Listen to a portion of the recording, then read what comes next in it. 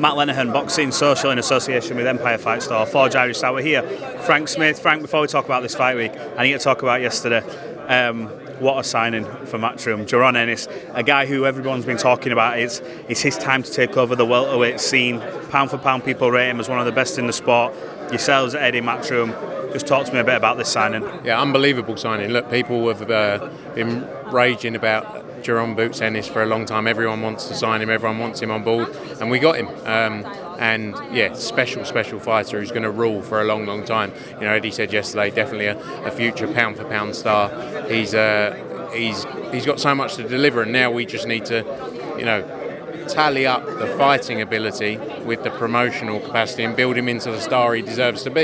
You know, it's a bit like, recently Subriel Matias, amazing fighter, hasn't had the promotional capacity behind him to put him in the position he should be in. So, for Jaron Ennis, we're buzzing for it. A huge signing for us in the business and excited to get started. With the talk of his talent and this rise to superstardom that everyone's been talking about, I feel like for 3 years now, he's never really had the resume that sort of indicates that. The performances and the talent, you can see it with your eyes, but you almost look at the amount of fights he's had and go, right, let's have a look. And you look and go, you feel like there should be a few more names on there, like a Garcia or a Thurman, all these guys for the length of time he's been around. In terms of your job now, that's to get him these names and the big fights. Who and what do you want to see him do next in terms of fights? Because it needs to be names now, doesn't it? Yeah, 100%. He's put himself in the best position now, and we got to keep him active. Activity is going to be key as well. And regularly get him out, because that's what he's been missing. He hasn't boxed in a long time. He's had a lot going on in the background, but that's going to be the key for us. I think there's a IBF mandatory possibly that we're working through now. But yeah, the big fights have got to be made. 100%. We've got to get him active. Looking at Terence Crawford, obviously he's long said he wants to go to 154 and move up, but the right offer. I'm not sure on his availability in terms of if he's a free agent or not now. I think we heard a long time ago he was, but you never know until you know, kind of thing. That be a fight, something you'd look at saying, look, we can offer you this amount of money, DAZN obviously involved. That'd be a fight you look at? Yeah, definitely. That's a massive fight if it can happen. Probably not next, in all reality. Yeah. He's had a long time out the ring, Boots, so probably not that fight next, but definitely a fight that's there to be made. There's huge names out there, and that's what we need to do. I think Terence Crawford is a free agent. I'm sure he'll be working on what his next steps are, and like you say, 154 I think is something he's spoken about quite openly, but that's the kind of fights we want to make. We signed him to build him into the star he deserves to be. Another one that's been spoken about is Devin Haney if he moves up to 147 as well. Huge fight. So there's so many big fights out there, and we're just buzzing to get started. When you look at obviously like the likes of a Jaron Boots Ennis, you must be looking at the likes obviously Devin Haney who's going against Ryan Garcia next week, and there's so many moving parts to making these big fights. But how exciting is it? I feel like it's almost a bit of a landmark moment because we've been waiting for this for so long with him to get a bit of a push. And yesterday when that reveal, you obviously at Matchroom, you must have been like, me, this is it. Yeah, the reaction was huge, and we knew it would be as well. We've been lucky enough to work with some of the best fighters over the last few years of this generation, and you can see with him, with the reaction that it got yesterday, that he's a special fighter and people are excited to see him. And like I say, even without the backing, because he hasn't had the backing, you saw the reaction it got. So it shows how much belief people have in him, because people, although we're saying he's not as big as he should be, he's already a big star. Yes. But he's not where he should be in line with his talent. Look, let's come on to what happened yesterday with this purse bid scenario. Isaac Chamberlain, I know Eddie put a tweet out there and said, another duck kind of thing. A lot of people saying that was almost hinting that it's on the side of a Ben Shalom boxer thing. Ben responded, I think, on a story and just hands in the air as if to say, look, no to do with me. Hennessy released a statement. Just explain about this scenario and what's gone on here. Yeah, I don't think... It's a bit like the Adam Azim situation as well, where I don't think anyone's got an issue with people taking other routes. We all represent fighters. Sometimes we all make decisions to do other things. I think it's more about the time frame of doing it. They've known about the British Board position for a long time, and they pulled out on the more like an hour and a bit before the purse bid. Yeah. And it's all we care about is Chev Clarke. It's not our business to care about other fighters, what they're doing, because we don't represent them. We want to deliver the best possible opportunities for our fighters. You've now wasted that time in Chev's career waiting around for that. We're confident we'll get something moving very quickly, but that's not, just you didn't wake up that morning and go, we're going to go the EBU route. I think it's a strange decision because I think Isaac Chamberlain will make a lot less money for a lot tougher fight against Islam. I'm not saying Chev Clarke's not a tough fight, but in terms of when you look at the level, risk reward. Yeah, risk reward. I think Chev Clarke beats Isaac Chamberlain, but I think Michael Sislak also beats Isaac Chamberlain, and he gets paid a lot less money. So, but look, each their own. It's just more the way it's gone about. That's what we can moan about it all day. We can sit and sound like we're bitter or got a problem. But at the end of the day, all it comes down to is just do it in the right manner. Obviously, this isn't down to Boxer and Ben Shalom. I think that's what they're trying to hit. Well, they've just got a kick there. Did you see that? I might press charges on that one. That hurt. Respond. What? Just couldn't have a fight with him. I love it.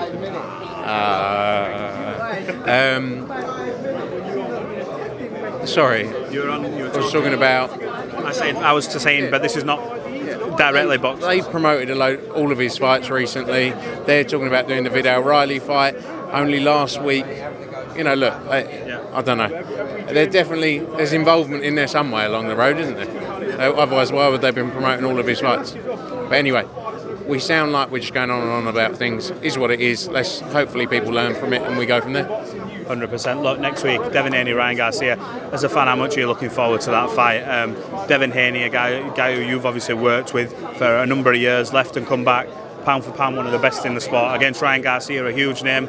Looks like he's been going through some stuff as well. What's your outtake from the outside looking in at that from just from a human point of view for Ryan Garcia?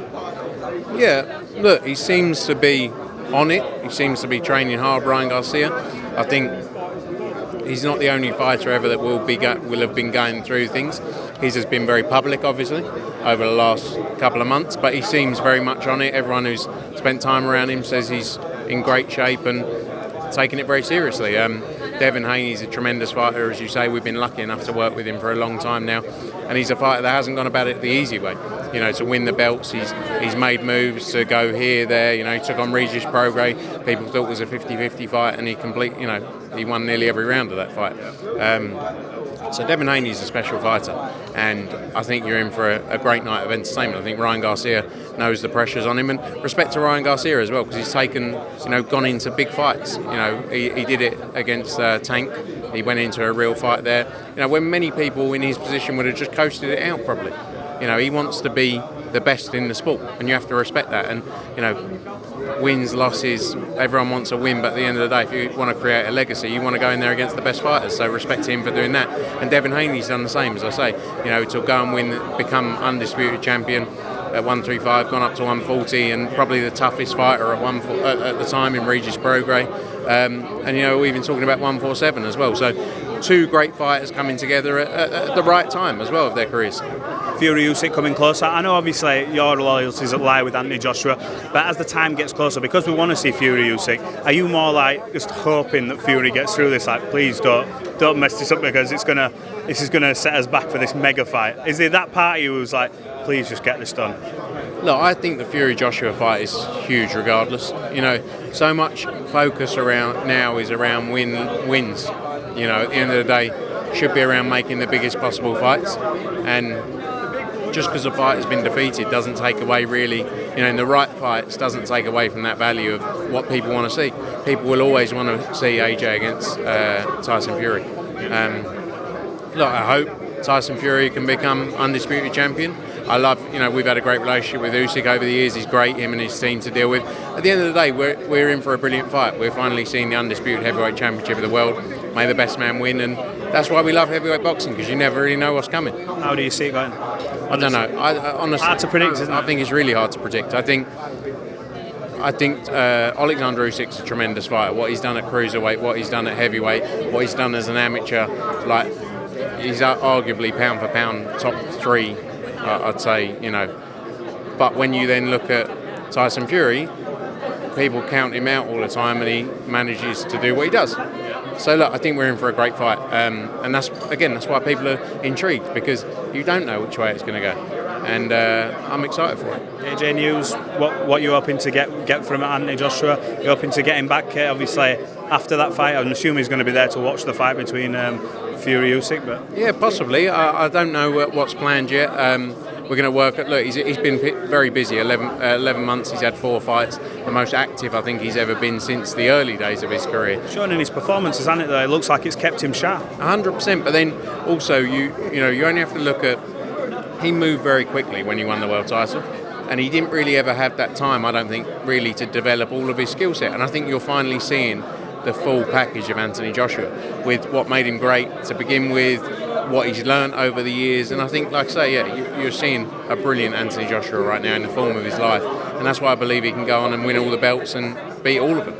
And just quickly before this press conference start, we're here for Jordan Gill, Zelfa Barrett. Terrific main event. Jordan Gill coming off a huge upset victory against Michael Conlan. Zelfa Barrett has been in there with the likes of a Rakimov, and I think he wasn't far off getting the belt in that fight.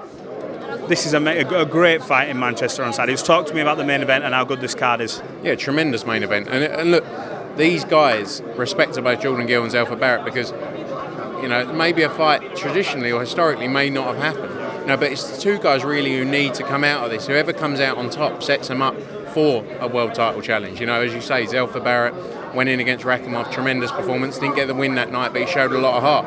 And a last-minute call-up as well. And Rakimov, we've seen, he's a tough fighter.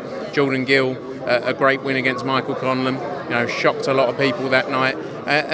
This fight was really going to set the winner up for a big fight, later part of this year. But at the same time, we come back to the winner-loser. Go again. There's still opportunities for the loser of this fight because they've gone into a real fight. People want to see proper fights. Rather than us, Jordan Gill fighting a name no one's ever heard. A bit like the Gill Conlan fight. He stepped up there, he took a chance, and look where he's put him. Great fight, excited for it. Ellie Scotney as well looks to become unified champion. Huge night for her, huge opportunity for her on Saturday night. Rhiannon Dixon challenges Karen Carbajal for the world title as well. She's someone we know, obviously fought Katie Taylor previously. Yeah, Michael Gomez against Kane Baker, a brilliant fight. Fun fight, that, isn't it? Real fun fight. We've seen Michael Gomez entertaining before, and Kane Baker always comes and brings it. Steve Clarke, who had his professional debut in Liverpool a couple of months ago, he's back out. Huge ticket seller. Jack Turner, another massive ticket seller. Jimmy Sains is on the card as well. Brandon Scott. Stacked card top to bottom. Jordan Flynn obviously was supposed to fight Cameron Vong. That will be rescheduled, and we'll announce that very soon. But he fights on Saturday as well. So excited for what's to come, and a big night. 100%. Look, Frank, this is going to start in about 10 minutes, so I'll let you get off. Appreciate you giving Box Social some of your time. Catch up soon. Cheers, mate. Good to see you.